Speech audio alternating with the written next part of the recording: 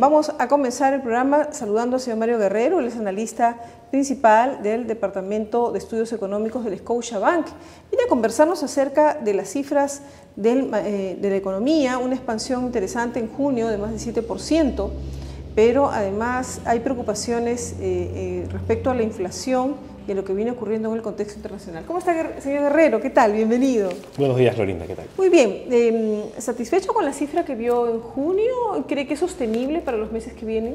De alguna manera, la cifra de junio, un crecimiento de 7,1%, sorprendió a algunos analistas porque se veía que en los últimos meses la economía daba la sensación que estaba desacelerándose y se ha observado una recuperación en el bajo crecimiento que se observaba en los sectores primarios principalmente, mientras que los sectores vinculados a la demanda interna han seguido registrando un crecimiento importante.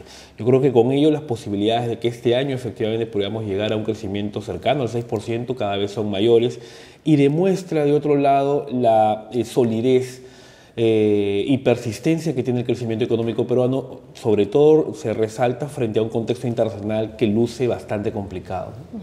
Así es. Y construcción es uno de los sectores que sostiene este crecimiento. Efectivamente, construcción viene creciendo a un ritmo de 2 dígitos, con tasas cercanas al 20%, comercio y servicios son otros impulsores de la economía. Eso es muy positivo, evidentemente, porque el principal motor de nuestra economía no está en el lado del sector externo, que hoy luce relativamente complicado, sino en las fuerzas internas propiamente que impulsan el crecimiento del empleo, el crecimiento del ingreso y este surgimiento de clase media que ya venimos viendo en los últimos años, ¿no? ¿Y qué se espera para de las cifras de julio y de las posteriores? En realidad, en julio probablemente el PBI también resulta relativamente elevado, básicamente en este caso puntual del mes de julio por un tema estadístico. Tengamos en cuenta que este año los días de fiestas patrias cayeron en fin de semana, ¿okay? A diferencia del año anterior. Por lo tanto, hay 1 o 2 días laborables adicionales este año y por lo tanto eso podría cejar un poco el número hacia el alza, es un factor puntual. Pero en adelante nos da la sensación de que efectivamente los sectores vinculados a la demanda interna van a poder de alguna manera compensar cierta debilidad que vemos en sectores vinculados al sector externo, ¿no? Principalmente hablamos de industria textil, por ejemplo, y agroindustria, que han mostrado tasas de crecimiento bajas, obviamente porque los países a los cuales se destinan estos productos muestran crecimientos débiles. Sin embargo, ¿cómo observa manufactura? Hay signos de que podría recuperarse, que podría salir del bache, dado que no encuentra posibilidades ni en Estados Unidos ni en Europa, pero los vecinos.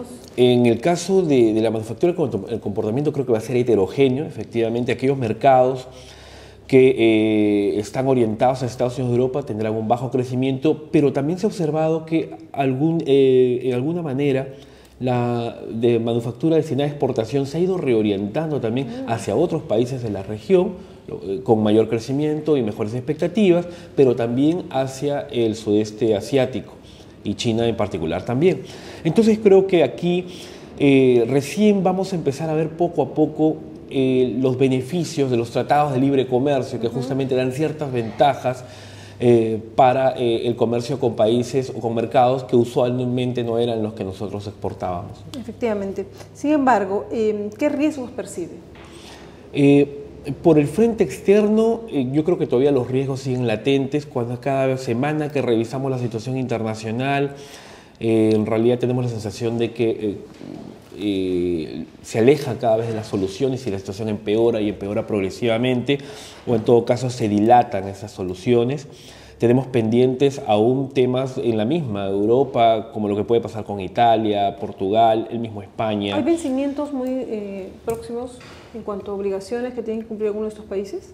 Han habido vencimientos, pero ahí lo importante es que las autoridades monetarias han logrado darles las facilidades suficientes de liquidez como para que esos escollos puedan ser superados, pero esto es un tema más de corto plazo. En realidad las preocupaciones vienen por temas de largo plazo, o sea, si los planes de austeridad que están implementando estos países en función a ciertos objetivos de política económica, en realidad vayan a ser cumplidos, y es ahí donde se siembran las dudas en el financiamiento que puedan tener estos posibles rescates, sobre todo donde Alemania siempre está con un discurso en el cual se opone a mayores facilidades, porque obviamente esperan que los países que han anunciado medidas de austeridad las implementen y sean responsables de ese punto de vista, ¿no? Entonces hay un tema educativo que no se quiere dejar de percibir por el lado europeo, y por ahí creo que vienen las principales dudas, ¿no?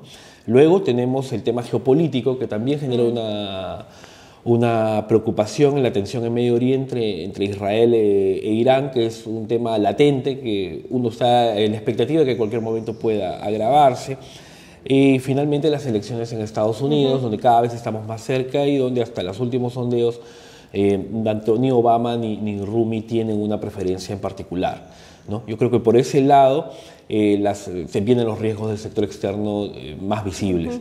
Mientras que por el lado interno, aún el tema principal creo son los conflictos sociales, ¿no? El reciente comunicado de Moody's y esta elevación del rating hace especial hincapié en el comunicado en que efectivamente considera que se han reducido las vulnerabilidades de riesgo político, pero también ya un llamado de atención para que las autoridades pongan más énfasis en su estrategia para reducir esta tensión en conflictos sociales, lo cual es clave para la economía peruana, puesto que sin sostenibilidad social no hay una sostenibilidad económica. Así es. Señor Guerrero, hacemos una pausa breve. Al retornar, perfecto, quiero que nos comente acerca del tipo de cambio, si va a seguir estable, si va a seguir hasta el 2.60. Algún banco dijo que veía un sesgo más bien por debajo del 2.60. Vamos a ver qué piensan ustedes.